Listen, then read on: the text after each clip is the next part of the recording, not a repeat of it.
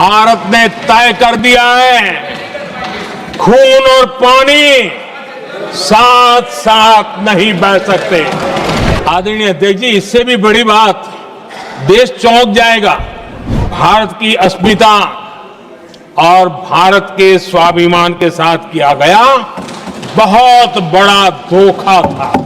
हमने पाकिस्तान का ये चीजें छिपाई गई है, दबा दी गई है। आदरणीय अध्यक्ष जी, आजकल कांग्रेस के जो लोग हमें डिप्लोमेसी का पाठ पढ़ा रहे हैं, मैं उन्हें उनकी डिप्लोमेसी याद दिलाना चाहता हूं ताकि उनको भी कुछ याद रहे, पता चले।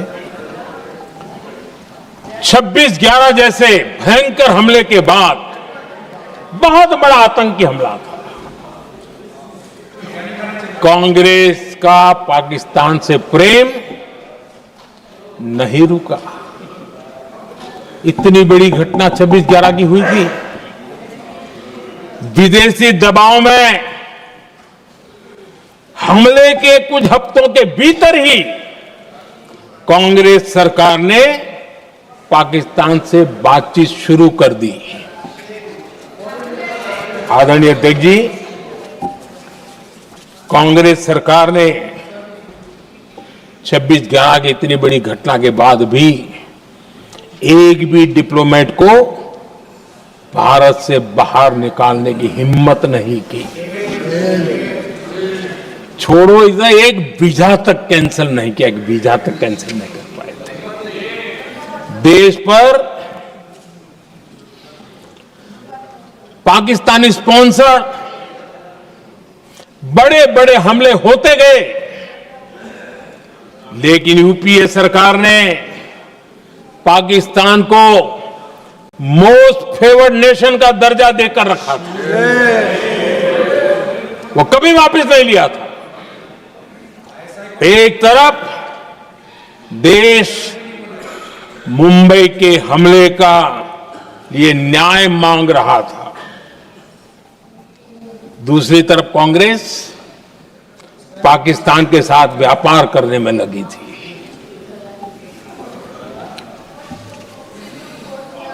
पाकिस्तान वहां से खून की होली खेलने वाले आतंकियों को भेजते रहे और कांग्रेस यहां अमन की आश के मुशायरे किया करती थी। मुशायरे होते थे। हमने आतंकवाद और अमन की आस का ये वन वे ट्रैफिक बंद कर दिया।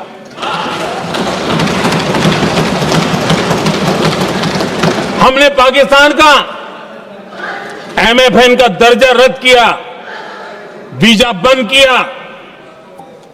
हमने अटारी वाघा बॉर्डर को बंद कर दिया। आदरणीय अध्यक्ष जी,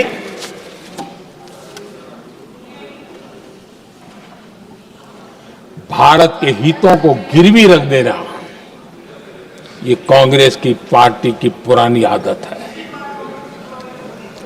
इसका सबसे बड़ा उदाहरण सिंधु जल समझौता है। सिंधु जल समझौता किसने किया? नेहरू जी ने किया। और मामला किससे जुड़ा था? भारत से निकलने वाली नदियां,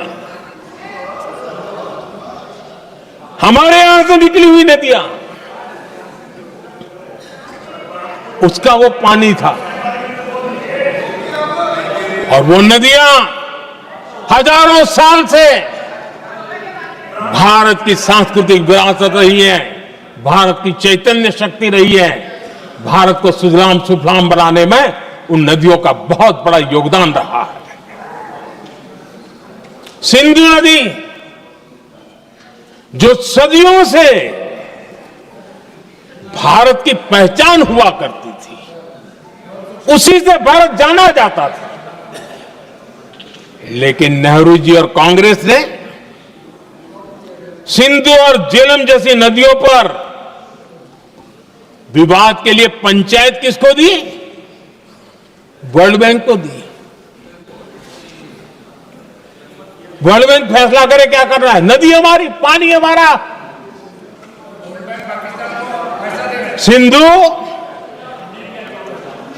सिंधु जल समझौता सीधा सीधा भारत की अस्मिता और भारत के स्वाभिमान के साथ किया गया बहुत बड़ा धोखा था।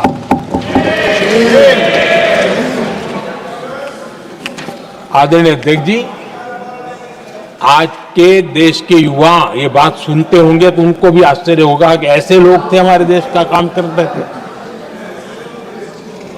नेहरू जी ने इस ट्रीटी करी और क्या किया? ये जो पानी था, जो नदियां थी, जो भारत से निकल रही थी, उन्होंने 80% पानी पाकिस्तान को देने के लिए वो राजी हो गए। और इतना बड़ा हिंदुस्तान, उसको सिर्फ 20% पानी। कोई मुझे समझाए भाई ये कौन सी बुद्धिमानी थी? कौन सा देश हित था? कौन सी डिप्लोमेसी थी? क्या हालत करके बना के रखा था आप लोगों ने? इतनी बड़ी आबादी वाला हमारा देश, हमारे यहां से निकलती हुई ये नदियां, और सिर्फ 20% पानी, और 80% पानी उन्होंने उसको दिया जो देश खुलेआम भारत को अपना दुश्मन करार कर देता रहा है, दुश्मन कहता रहा। और ये पानी पर किसका हक था? हमारे देश के किसानों का, हमारे देश के नागरिकों का। हमारा पंजाब, हमारा जम्मू कश्मीर देश के एक बहुत बड़े हिस्से को इन्होंने पानी के संकट में धकेल दिया, इस एक कारण से। और राज्यों के भीतर भी पानी को लेकर के आपस में संघर्ष पैदा हुई है, प्रतिस्पर्धा पैदा हुई, और उनका जिस पर हक था उस पर पाकिस्तान मौज करता रहा। और ये दुनिया में अपनी डिप्लोमेसी के पाठ पढ़ाते रहते हैं। आदरणीय अध्यक्ष जी, अगर ये ट्रीटी न होती तो पश्चिमी नदियों पर कई बड़ी परियोजनाएं बनती। पंजाब, हरियाणा, राजस्थान और दिल्ली, वहां के किसानों को भरपूर पानी मिलता, पीने के पानी की कोई समस्या नहीं रहती। औद्योगिक प्रगति के लिए भारत बिजली बना पाता। इतना ही नहीं, नेहरू जी ने इसके उपरांत करोड़ों रुपए भी दिए ताकि पाकिस्तान नहर बना सके।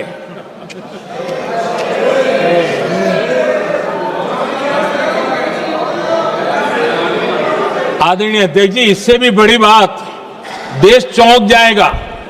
ये चीजें छिपाई गई है, दबा दी गई है। कहीं भी बांध बनता है तो उसमें एक मैकेनिज्म होता है उसकी सफाई का, डीसिल्टिंग का। उसमें जो मिट्टी भर जाती है, बाकी घास वगैरह आकर के भर जाता है तो उसकी कैपेसिटी कम होती है, तो उसकी सफाई के लिए यानी इनबिल्ट व्यवस्था होती है। नेहरू जी ने पाकिस्तान के कहने पर यह शर्त स्वीकार की है कि इन बांध में जो मिट्टी आएगी, कूड़ा कचरा आएगा और बांध भर जाएगा, इसकी सफाई नहीं कर सकते, डिसिल्टिंग नहीं कर सकते हैं। बांध हमारे यहां, पानी हमारा, लेकिन निर्णय पाकिस्तान का कि आप डिसिल्टिंग नहीं कर सकते। इतना ही नहीं, जब इस बार मैं डिटेल में गया तो एक बांध तो ऐसा है कि जहां ये डिसिल्टिंग के लिए जो गेट होता है ना, उसको वेल्डिंग कर दिया गया है ताकि कोई गलती से भी खोल करके मिट्टी को निकाल ना दे।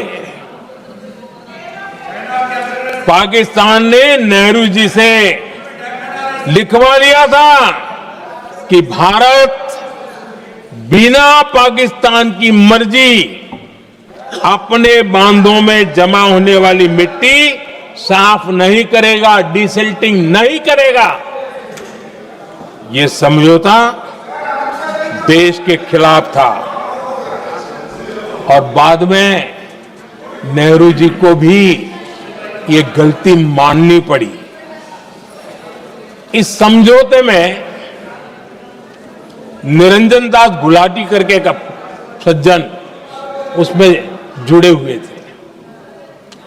उन्होंने एक किताब लिखी है। उस किताब में उन्होंने लिखा है कि फरवरी 1961 में नेहरू ने उनसे कहा था, गुलाटी, मुझे उम्मीद थी कि यह समझौता अन्य समस्याओं के समाधान का रास्ता खोलेगा, लेकिन हम वहीं हैं जहां पहले थे।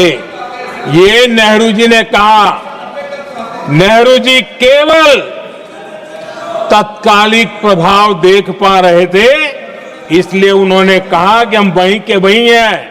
लेकिन सच्चाई ये कि इस एग्रीमेंट के कारण देश बहुत पिछड़ गया, देश बहुत पीछे चल गया और देश का बहुत नुकसान हुआ। हमारे किसानों को नुकसान हुआ, हमारी खेती को नुकसान हुआ। और नेहरू जी उस डिप्लोमेसी को जानते थे जिसमें किसान का कोई वजूद ही नहीं था। यह हाल करके रखा था उन्होंने। आदरणीय अध्यक्ष जी, पाकिस्तान आगे दशकों तक भारत के साथ युद्ध और छद्म युद्ध, प्रॉक्सी वॉर करता ही रहा। लेकिन कांग्रेस की सरकारों ने बाद में भी सिंधु जल समझौते की तरफ देखा तक नहीं, नेहरू जी की गलती को सुधारा तक नहीं। आदरणीय अध्यक्ष जी, लेकिन अब भारत ने पुरानी गलती को सुधारा है, ठोस निर्णय लिया है। भारत ने नेहरू जी द्वारा किए गई बहुत बड़ी ब्लंडर, सिंधु जल समझौते को देश हित में, किसानों के हित में एबेंस में रख दिया है। देश का अहित करने वाला ये समझौता अब इस रूप में आगे नहीं चल सकता। भारत ने तय कर दिया है, खून और पानी साथ साथ नहीं बह सकते।